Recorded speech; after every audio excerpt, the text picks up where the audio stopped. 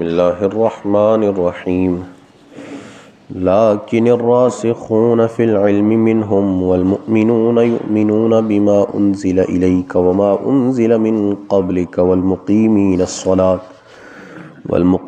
الصلاة والمؤتون الزكاة والمؤمنون بالله واليوم الآخر أولئك سنؤتيهم أجرا عظيما إنا أوحينا إليك كما أوحينا إلى نوح والنبيين من بعده وأوحينا إلى إبراهيم وإسماعيل وإسحاق ويعقوب والأسباط وعيسى وأيوب ويونس وهارون وسليمان وآتينا داود زبورا ورسلا قد قصصناهم عليك من قبل ورسلا لم نقصصهم عليك وَكَلَّمَ اللَّهُ مُوسَى تَكْلِيمًا صدق اللہ مولانا العظیم الصلاة والسلام علیکہ یا سیدی یا رسول اللہ وعلی آلک واصحابک یا سیدی یا حبیب اللہ الصلاة والسلام علیکہ یا سیدی یا نبی اللہ وعلی آلک واصحابک یا سیدی یا نور اللہ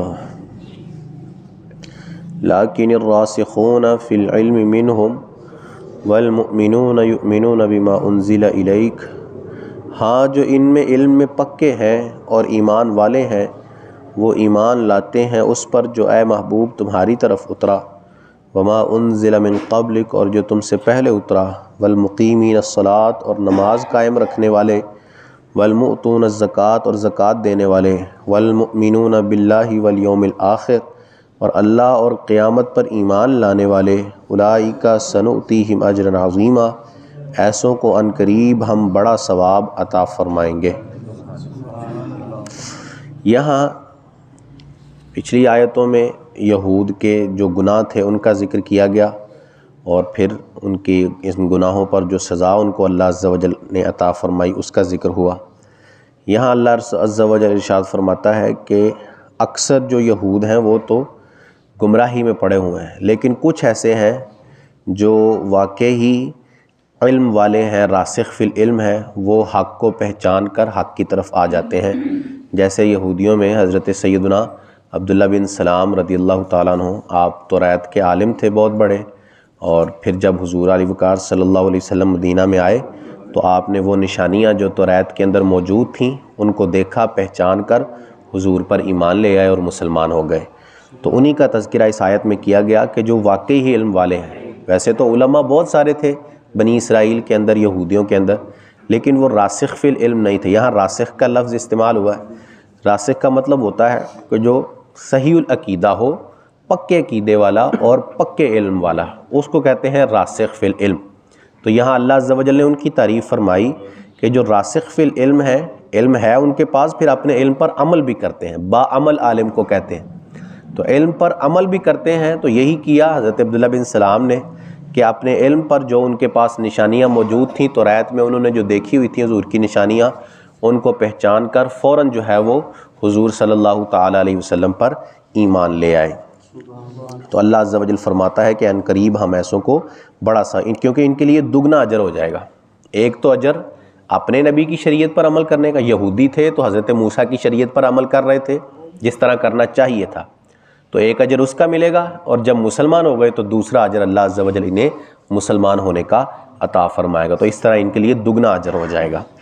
انا اوحینا الیک کما اوحینا الی نوح، بے شک اے محبوب ہم نے تمہاری طرف وہی بھیجی جیسے نوح والنبیین من بعدی اور اس کے بعد کے پیغمبروں کو بھیجی، واوحینا الی ابراہیم و اسماعیل و اسحاق و یعقوب والاسباط و عیسیٰ و ایوب و یونس و ہارون و سلیمان، اور ہم نے ابراہیم اور اسماعیل اور اسحاق اور یعقوب اور ان کے بیٹوں اور عیسیٰ اور ایوب اور یونس اور ہارون اور سلیمان کو وحی کی، وآتینا داود زبورا اور ہم نے داؤد کو زبور عطا فرمائی۔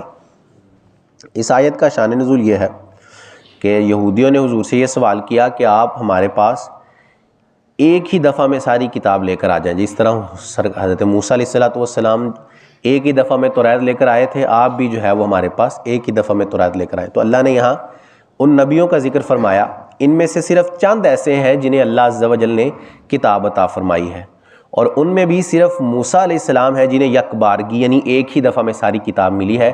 باقیوں کو تھوڑا تھوڑا کر کے جتنا جتنا موقع کے مناسبت سے بنتا تھا اتنا اتنا اللہ عز و جل نے عطا فرمایا ہے. تو یہاں اللہ نے ان کا رد اس طرح فرمایا کہ جو باقی نبی ہیں ان کی نبوت تم مان رہے ہو، حالانکہ ان کے پاس یک بارگی کتاب نہیں آئی. تو جب ان کی نبوت مان رہے ہو تو پھر حضور کی نبوت ماننے میں کیا مسئلہ ہے؟ حضور کے پاس بھی جیسے ابراہیم علیہ السلام ہے، ان کے پاس اکٹھی کتاب نہیں آئی اور ان کو کتاب ملی بھی نہیں. ان کے پاس صحیفے تھے چند جو اللہ عز و جل نے انہیں عطا فرمائے تھے. حالانکہ ابراہیم علیہ السلام کی نبوت عیسائی بھی مانتے ہیں، یہودی بھی مانتے ہیں. تو جب ابراہیم علیہ السلام کی نبوت مانتے ہیں تو پھر حضور کی نبوت ماننے میں کیا مسئلہ ہے، کیوں پریشانی ہے؟ یہاں 11 انبیاء کرام کا تذکرہ نام لے کر اللہ عز و جل نے ارشاد فرمایا. پھر اگلی آیت میں ان کا رد اس طرح فرمایا کہ وَرُسُلًا قَدْ قَصَصْنَاهُمْ عَلَيْكَ مِنْ قَبْلُ، اور رسولوں کو جن کا ذکر آگے ہم تم سے فرما چکے، وَرُسُلًا لَمْ نَقْصُصْهُمْ، اور ان رسولوں کو جن کا ذکر تم سے نہ فرمایا، وَكَلَّمَ اللَّهُ مُوسَىٰ تَكْلِيمًا، اور اللہ نے موسیٰ سے حقیقتاً کلام فرمایا. اب کلیم اللہ ہونے کا شرف سیدنا موسیٰ علیہ السلام کو حاصل ہے اور دوسرے انبیاء کو حاصل نہیں ہے. تو کیا ان کے کلیم اللہ ہونے کی وجہ سے بقیہ انبیاء کی نبوت کا انکار ہو جائے گا؟ حالانکہ ایسا نہیں ہے. کچھ شانیں اللہ نے خاص نبیوں کو عطا فرمائی ہیں، وہ کسی اور کو نہیں ملی. موسیٰ علیہ السلام کلیم اللہ ہیں، عیسیٰ علیہ السلام کو اللہ عز و جل نے بغیر باپ کے پیدا فرمایا، آدم علیہ السلام کو بغیر ماں باپ کے پیدا فرمایا. تو یہ ساری باتیں کسی خاص نبی کے اندر کسی خاص شان کا پایا جانا، اس سے مراد یہ نہیں ہوتا کہ دوسرا نبی معاذ اللہ اس سے کم ہے یا دوسرے نبی کی شان اس سے کم کر دی گئی ہے. وہ ایک خاص عزت تھی جو اللہ عز و جل نے اس خاص نبی کو عطا فرمائی، اور اللہ خود فرماتا ہے کہ ہم فضیلتیں عطا فرماتے ہیں. رسولوں کو بھی ہم نے ایک دوسرے سے بڑھ کر فضیلتیں عطا فرمائی ہیں. تو کسی ایک نبی کو کوئی فضیلت ملنا دوسرے نبی کی فضیلت کا انکار تھوڑی ہوگا. دوسرے نبی کے بارے میں یہ تھوڑی کہا جائے گا کہ اللہ عز و جل نے اس کو کوئی فضیلت عطا نہیں فرمائی. تو یہاں جو ہے وہ ان کا رد اس طرح کیا گیا. رسولا مبشرین و منذرین، رسول خوشخبری دیتے اور ڈر سناتے ہیں. لئلا یکون للناس علی اللہ حجہ، کہ رسولوں کے بعد اللہ کے یہاں لوگوں کو کوئی عذر نہ رہے. وکان اللہ عزیزا حکیما، اور اللہ غالب حکمت والا ہے. اللہ عز و جل ارشاد فرماتا ہے ایک دوسری جگہ، وما کننا معذبین حتی نبعث رسولا، ہم عذاب نہیں دیتے جب تک کہ ہم اپنا رسول ان لوگوں میں نہ بھیج دیں. تو یہ اللہ عز و جل کی عادت کریمہ ہے کہ اللہ عز و جل امت کو تب تک عذاب نہیں دیتا جب تک ان کا نبی ان کے پاس نہیں آ جاتا. تو اللہ نے یہاں یہی فرمایا ہے کہ اور رسولوں کو بھیجنے کا مقصد اس آیت کے اندر بیان کیا گیا ہے کہ رسولوں کو ہم نے خوشخبری دیتا، ڈر سناتا اس لیے بھیجا تاکہ بعد میں کوئی عذر نہ پیش کر سکے کہ ہمیں تو پتہ ہی نہیں چل سکا. بعد میں کل بروز قیامت جب اس سے سوال جواب کیا جائے تو وہ یہ نہ کہہ سکے ہمیں تو پتہ ہی نہیں تھا کہ کس پر ایمان لانا ہے، کون سی چیز قبول کرنی ہے، کس کا انکار کرنا ہے. تو اس لیے اللہ فرماتا ہے کہ ہم نے رسول دنیا میں بھیجے تاکہ لوگ حق کو پہچان سکیں اور حق کی پہچان کر کے حق پر عمل کر سکیں، اور یہی جو ہے وہ رسولوں کا مقصد بیان فرمایا گیا ہے. اللہ عز و جل سے دعا ہے کہ اللہ عز و جل ہمیں قرآن کی صحیح فہم عطا فرمائے. آمین بجاہ خاتم النبی صلی اللہ علیہ وسلم. اللہم صلی علی سیدنا و مولانا محمد مبارک وسلم علیہ. مالک کریم عز و جل نماز فجر ادا کرنا، درس کرنا، سننا اپنی بارگاہ میں قبول فرما. غلطیاں کوتاہیاں اپنے فضل و کرم سے معاف فرما. ہم سب کی، ہمارے ماں باپ کی اور رسول کریم صلی اللہ علیہ وسلم کی ساری امت کی بخشش فرما. ہم سب کو خلوص و استقامت سے 5 وقت باجماعت نماز پڑھنے کی توفیق عطا فرما. ہم سب کا خاتمہ بالایمان فرما. سبحان ربک رب العزت عما یصفون وسلام علی المرسلین والحمد للہ رب العالمین. وصلی اللہ تعالی علی رسولہ خیر خلقہ محمد وعلی آلہ وصحبہ اجمعین برحمتہ.